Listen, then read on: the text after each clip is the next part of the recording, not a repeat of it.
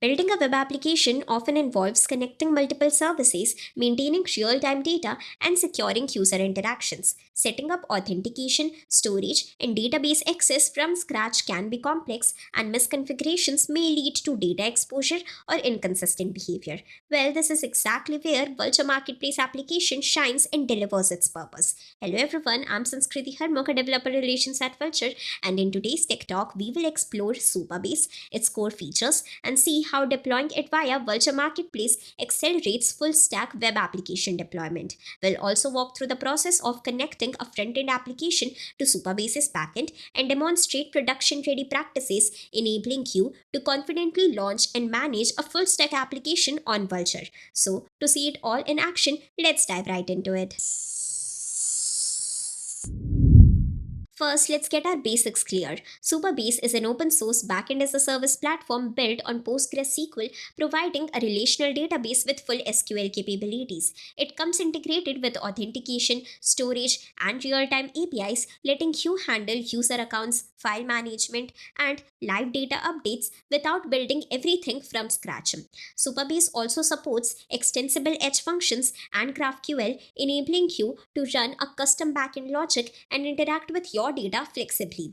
You can choose to self-host Supabase for full control over your environment or use the managed service for a hassle-free setup, making it suitable for a wide range of projects. Coupled with Vultr's global infrastructure, the Supabase Marketplace application makes deploying a complete backend environment seamless. With one-click provisioning, you instantly get a fully pre-configured Supabase setup on a Vultr instance, removing the need for manual setup of the database, authentication, and storage. You retain full SSH access, allowing custom environment control and backend modifications as needed. The marketplace also handles updates, initial configuration, and scalability, giving you the speed of automated deployment without sacrificing flexibility or control over your environment. As discussed previously, Vultr Supabase Marketplace application provides a fully managed Postgres backend with instant API generation, integrated authentication, and scalable storage. So, in this particular use case, we are extending the setup to deploy a Next.js frontend application and connect it securely to Supabase's Postgres backend using API keys, giving the app full access to the database and authentication features. Further, to make it production ready, we configure a custom domain, set up Nginx as a reverse proxy, and enable HTTPS with SSL certificates, ensuring secure and reliable delivery. This workflow illustrates how Supabase's integrated features combined with the standard deployment practices let you launch a full stack web application efficiently. Now that we have covered the deployment workflow, it's time to see it in action. We'll start by setting up the environment with a custom domain and a reverse proxy, configure the Supabase backend and database policies, connect the front-end application, and finally secure the deployment with SSL certificates. Before we dive into the demo, please ensure that you have a Vultr Cloud or an optimized compute instance deployed with Supabase Marketplace application selected as the image. Once fully provisioned, you will have a set of pre-configured credentials to access the Supabase Studio and to connect the PostgreSQL database. Now, to verify the accessibility, copy the username and password provided in the app instructions and visit the endpoint URL provided here. Fill in the required details and click on Sign In. Since the Supabase Studio loaded successfully on the endpoint URL with the access credentials present in the app instructions, it indicates that we now have the power to perform operations as an admin. You can find the step-by-step instructions to deploy Supabase on Vultr outlined in the supporting reference guide present in the description of this tech talk. Now the next step is to configure the environment with secure API keys. Supabase uses ANN key, short for anonymous key, for client-side operations, and service role key for server-side tasks that require elevated privileges. While these keys are generated during deployment, it is recommended to regenerate them using the JWT secret present in the app instructions. Copy this value and store it somewhere safe.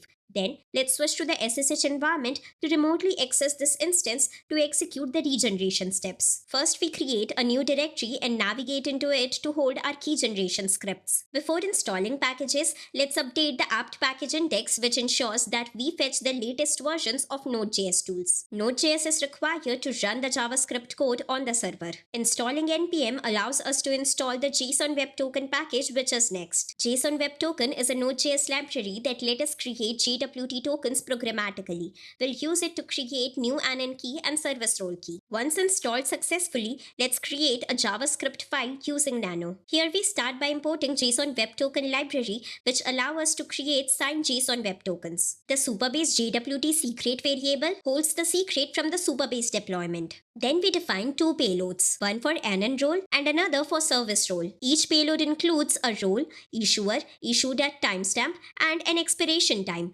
Using JWT secret, we sign these payloads to generate secure tokens. Finally, the script prints the new ANN key and service role key, which we'll use to update our Supabase environment and replace the default keys. Once everything looks good, save the file and close the editor. Now let's execute the script with Node.js. This outputs new ANN key and service role key. Copy them and store them somewhere secure. Now to replace the existing ANN key and service role key with the newly generated values, open the .env file present in the Supabase Docker directory that stores the environment variables used by the containers. Locate the environment variables in the file and update the values. Once done, save the file and close the editor. For the new keys to take effect, first let's navigate to the Supabase Docker directory, stop the existing containers, and finally recreate them to activate the usage of newly generated ANN key and service role key. Now let's move on to the application setup, starting with domain configuration. While the application can be accessed directly at the instance's public IP address, using a custom domain provides better branding, easier memorability, and a production-ready setup. You can either purchase a new domain or use an existing one from your preferred domain registrar. Then configure your domain by creating a records that points to the IP address of your Vultr Supabase instance. This can be done either through your registrar's DNS setting or via Vultr DNS. While waiting for the domain to propagate, let's proceed to set up Nginx as a reverse proxy to route incoming traffic securely to the application. Nginx will handle the incoming HTTP request, forward them to our front-end application, and route the API request to the Supabase backend. Let's start by installing Nginx web server along with all required dependencies. After installation, start Nginx immediately so it can begin serving requests. Then enable Nginx to start automatically after system reboots. Let's now verify Nginx's status. You should see active running in the output, which confirms that the web server is properly installed and running. Now create an Nginx configuration file for your domain. Here we define the proxy rules that will route incoming requests to our frontend and Supabase backend. Replace the server name with your domain name. Coming to root block, it forwards traffic to the frontend application running on port 3000, whereas the Supabase block routes API requests to the Supabase backend on port 8000. If your application listens on a different port, update the proxy pass directive accordingly. And to expose additional Supabase services such as auth or real-time, add separate proxy blocks pointing to their respective ports. Let's save the file and close the editor and enable the site by creating a symbolic link. Next, test the configuration for syntax errors. Upon passing test, reload Nginx to apply the new configuration. Let's check the connectivity by sending an HTTP request to our domain. A valid HTTP response confirms that Nginx is running and routing requests. A 502 bad gateway error is expected at this stage because the front-end application is not running and is not listening on the configured port. When the application runs, Nginx forwards request successfully and the error disappears. The next step is to prepare our backend using the Supabase PostgreSQL database. We are using a simple notes application as an example to demonstrate how to structure tables and implement row-level security policies. Let's start by listing the running Docker containers to identify the Supabase PostgreSQL container. Look for a container name or image associated with Supabase's database, typically named something like Supabase DB. Next, open an interactive shell inside the PostgreSQL container. Once inside the container, connect to PostgreSQL using the default Postgres user. It's time to create a table that matches your application's data model. In this example, we are creating a notes table that includes 4 data fields related to our application. Supabase enforces row-level security by default in production. Enable RLS on the table before defining policies. Now let's define RLS policies to control which roles can read or modify specific rows. For this demonstration, the policies allow all roles to perform select, insert, update, and delete operations. You can also scope them to specific roles or users to enforce secure and role-based access control. Once policies are configured, let's exit the PostgreSQL shell. shell. Finally, exit the container shell. To cross-verify the successful execution of the queries, let's switch to the Supabase Studio. Here, navigate to Database, and as you can see, our newly created nodes table is present here.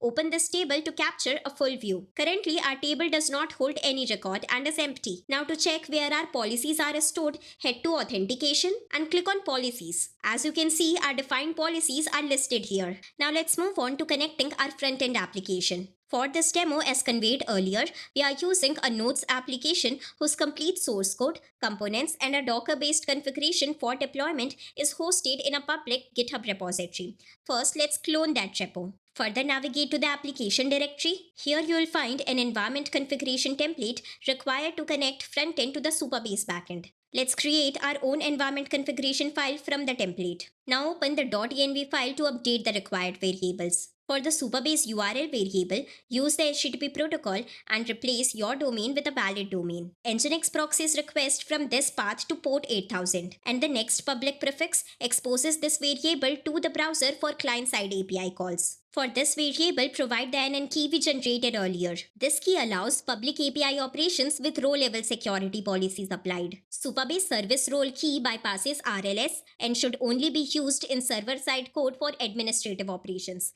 Never expose this key in the client-side code or commit it publicly. Once done, save the file and exit the editor. Next, you can inspect the existing Docker file and Docker Compose file to understand how this application is containerized. While it is possible to run the application using Node.js, Docker ensures self-contained portable deployment that works consistently across environments. Finally, it's time to build and deploy the application. Now let's verify the deployment by listing the running containers. And as the output shows, our container is up and ready to interact with. Let's visit our configure domain to access the application. Since SSL is not yet enabled, your browser may throw warnings like connection is not secure. For now, you can proceed past this warning by clicking on continue to site, as this is something that we'll be tackling in our next phase. Let's verify the functionality and data synchronization. For that, provide a title and the related content to make a note of. Once done, click on add note. The newly created node is listed here, which indicates that the node has been added to the Supabase PostgreSQL database. We can also edit our node directly from here. Let's change Vultr to Morty here and click on Save. As you can see, the updated content is immediately reflected here. Now let's switch to the Supabase Studio to verify the same. In the nodes table, as you can see, a new row has been added here, reflecting our newly created node. Now let's come to our final step, which is securing the application by enabling HTTPS with SSL certificate. To do that, first install Certbot with required system dependencies. Next, let's generate SSL certificate for our configured domain. Next, verify that the certificates were installed correctly. The output shows key details related to our certificate. Let's encrypt certificates expire every 90 days. To simulate and test automatic renewal, run this command. A successful dry run confirms that the automatic renewal is configured correctly. Now that HTTPS is enabled, let's update our application's environment variable to use HTTPS protocol. Here, update the Supabase URL variable's value to use HTTPS. Leave everything else untouched, save the file, and close the editor.